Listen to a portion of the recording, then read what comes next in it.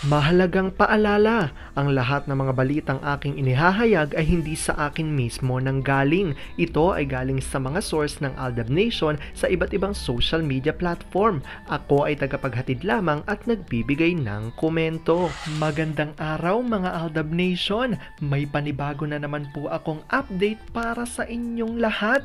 Pero bago natin ito umpisahan ay huwag niyo munang kalimutan na mag-subscribe sa aking YouTube channel at i-click mo na rin ang katabing bell button para maging updated ka sa mga latest videos na i-upload ko. At kapag umabot na ng 100,000 subscribers ang aking channel, ay may sorpresa ako para sa inyong lahat.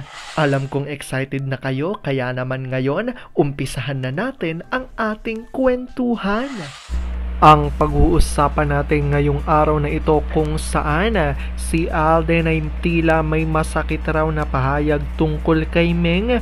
Totoo ba ito? Ngunit sabi ng marami, scripted na naman daw siguro ito at itinuro ito ng network sa Asia's multimedia star.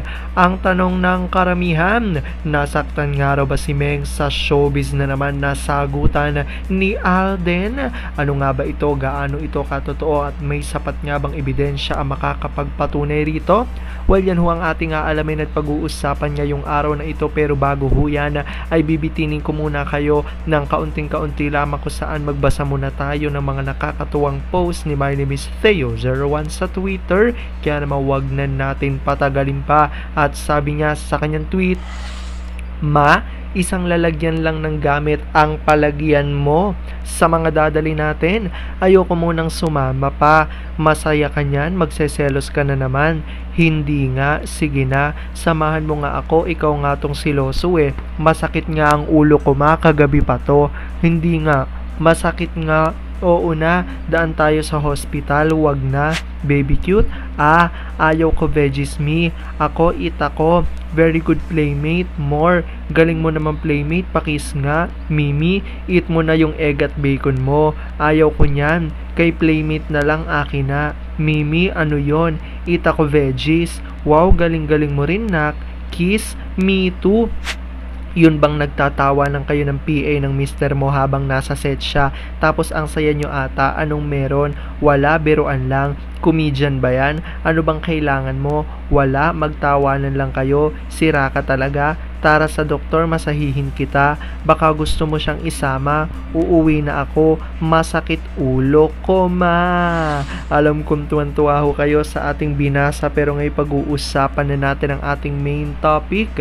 Oops! Wait lang, saglit lang to. May ipapaalala lang ako para sa mga bago pa lang sa aking channel. Huwag niyong kalimutan na mag-subscribe sa aking YouTube channel at i-click niyo na rin ang notification bell para lagi kayong updated sa mga latest videos na i-upload ko, at para maging parte na rin kayo ng aking Fanatics channel family. Well, alam kong super excited na kayo sa ating kwentuhan, kaya naman dumako na tayo sa ating main topic. Gaano nga ba katotoo na si Alden ay tila may masakit raw na pahayag tungkol kay Meng? Totoo ba ito? Scripted na naman raw siguro ito, tanong ng karamihan, dahil parang itinuro na naman daw ito ng network. Ang tanong, nasaktan nga ba si Meng dahil sa showbiz na sagutan na naman ni Alden? Ano nga ba ito? Gaano ito katotoo at may sapat nga bang ebidensyang makakapagpatunay rito? Well, alam kong super excited na kayong malaman yan, kaya naman wag na nating patagalin pa. Unang-una na nga dyan galing sa tweet ni Vampire 2019 at sabi niya rito, ano ngayon kung binalik-balikan namin ng mga pics, video ng bibis namin during KS time. During KS time, dito mo talaga makikita ang tunay nilang damdamin sa isa't isa, lalo na si Alden. So ang resulta, nagpakasalo, real wedding at nag-anak ng 3 anghel. Ang alam ko, ang iba dyan post ng happy family life, pero in reality nagbabangayan tungkol sa mula, mga plastic. Napansin nyo naman siguro na lahat ng sumali sa palabas ng mga Sigbeans walang umasenso. Yung iba nakakasakit bigla, gaya nung Nose Ranger. Saan na pala yun? Buhay pa ba yun? Kailan pa kaya hihinto ang family ni Ganda sa kasasali sa palabas na yan? Hindi ba nila nakikitang kalagayan ni Palito Jr.? Gumaling na si Halige, baka gusto nilang bumalik ang sakit niya. Mga walang takot talaga sa karma. At sabi naman dito ni Funky Tiger, nonsense dear. Namimiloso po lang yan sa sagot nila kasi sila walang maipakitang solido ng pinagsimula ng sarswelang relasyon ni Baklos at may nagawa-gawa nila.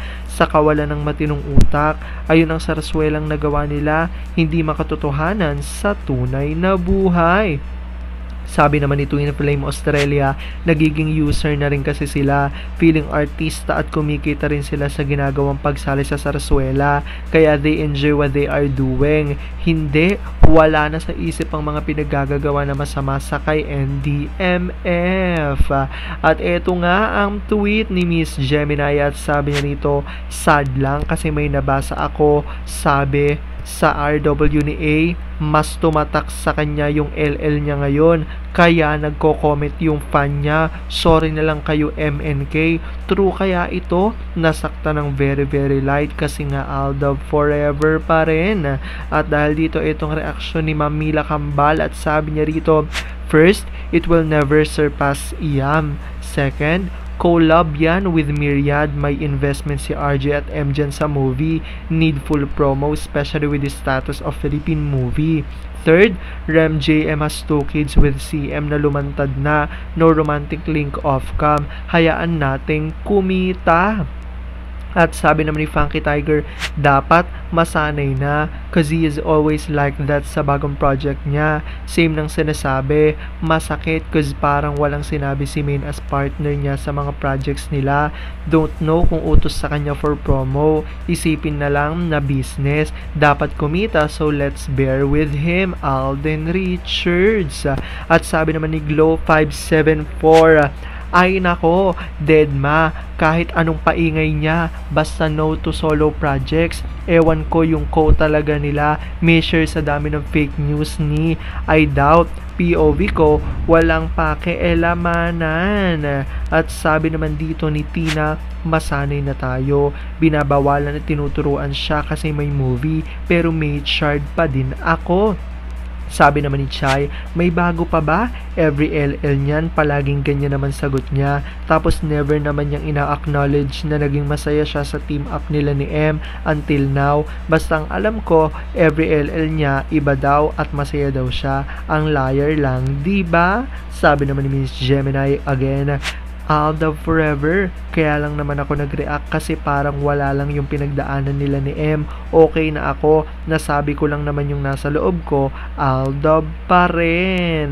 At sabi naman ni Eileen Villanueva, showbiz promo ng movie nila, pero sa totoo, si M ang pinakatumatak na LL niya. Lahat ng sinasabi ni A sa interview ngayon, pang showbiz lang. Ayan yang ilan sa iba't ibang reaksyon ng mga netizens at mga Aldab Nation patungkol dito, dahil para sa kanila ang sagot nga raw ni Alden ay for entertainment purposes lamang, dahil naniniwala nga sila na ito nga raw ginagawang movie ni Alden ngayon, kaya ganito ang kanyang mga sagot ay para kumita, dahil ito nga raw ay business di umano ni na Alden at Meng. Alam kong dahil dito marami sa inyo mas lalo ngayong kumakapit at naninindigan na Aldab may charge is real, pero sabi nga natin na kahit na ano pa man na maging desisyon ni na Alden at Meng sa kanilang buhay, karera at buhay pag-ibig, ay kailangan natin sila suportahan at kailangan natin ito tanggapin ng buong buo dahil yon ang kanilang deserve. At yan ang aking update for today's video. Maraming salamat sa panonood at pagtapos sa videong ito. Kung nakapag-subscribe ka na, welcome sa Fanatics Channel family. Kung hindi pa naman, huwag ka nang mahiya. Mag-subscribe ka na. Pindutin mo na yan. I-click mo na rin ang katabing bell button para makatanggap ka ng notification kapag may bagong update para sa iyo. Para naman sa parte na ng aking pamilya, punta lang sa aking channel at i-click ang videos para mapanood mapanood mo at malaman mo pa ang mga nakaka-good vibes at nakakakilig na fresh news about Maychard. Muli, ako ho ang inyong lingkod na patuloy na maghahatid ng good vibes every day. Thank you mga Aldab Nation. Ingat!